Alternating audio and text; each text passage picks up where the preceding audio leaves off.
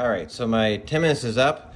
First thing I'm gonna do is I'm gonna change this temperature to about 400. I wanna drop it down now because I'm really done with this. So I should be done with all my steaming and everything. Let's remove the lid and take a look and see how that bread looks. It has really blown up well. Even this one that I cut deep is looking pretty good. One thing I'd like to do is check underneath and see, is it getting too burnt, too brown? I'm gonna say it is. So what I'd like to do, simple little thing is, let's get it off of the, what we're gonna do is I'm gonna get it off of the stone, because the stone has a lot of heat in it. And so to keep it from browning, just put it in the regular oven. Now you notice it's browner on this side than this side, so could be the unevenness. Look how fluffy that thing is. Could be the unevenness of it. So I'm just gonna put it right here. Careful, things might be hot, which they are. So let me switch gloves here.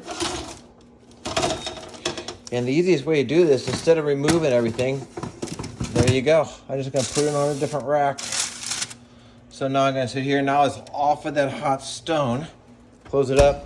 Probably another 20 minutes for a total of 30, 35 minutes, but I'll check it. We'll see what happens. Yeah, so one thing I'm really bad about is remembering to set timers, and once again, I did it. So don't worry, I never use timers anyway. I use this little thing here, and I stick it in the bread like this. Anyway, just stick it in the bread and look at it. If it comes out 195 to 205, it's done. Look, I still got dough on that one, so that one's not even close. It probably has only been about 20 minutes. But this one here is done. It's pushing 206. So I'm gonna pull this one out and let it dry. But let's take a look at it. All right, so here you go. It completely blew up. Did a good job. I got my fun seeds on the outside and everything. And because I pulled it off, the bottom is not that bad. I'm glad I took it off that stone, otherwise it would have been brown. Yeah. I don't know, it's hard to click on the bread to see if it thumps with a camera in your hand, but there you go. There's one loaf of bread. You always let it cool before you cut it. I don't care, unless you're gonna eat the whole thing, you gotta let it cool down, otherwise it will get stale super quick. I wanna keep that moisture in the bread. I can't wait to cut open though to see what it looks like on the inside. All right, I let it cook for about 5 more minutes, and let's see. Yeah, we're good. That's right where we want to be, right around 200, 205.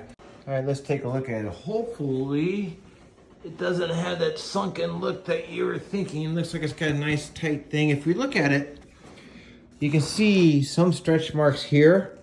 You see these little cracks. That's actually stress in the outer dough layer, which tells me that I probably could have cut it a little deeper, and you can see it really started bowing out this cut here quite a bit. So yeah, it looks good. The dough is nice and hard on the outside, crispy on the outside, and cooked a little longer in there, so it is a little more brown on the bottom. Ooh, you can see right there, I got a nice crunch right there, probably a big air bubble. Can't wait to cut into it. We'll see after it cools.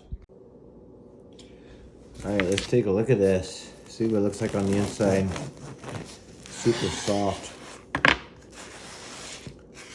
Look at it. Not a lot of big bubbles, but man, is it. Look how soft that is. Super soft. So hopefully that's what you're looking for. We'll see.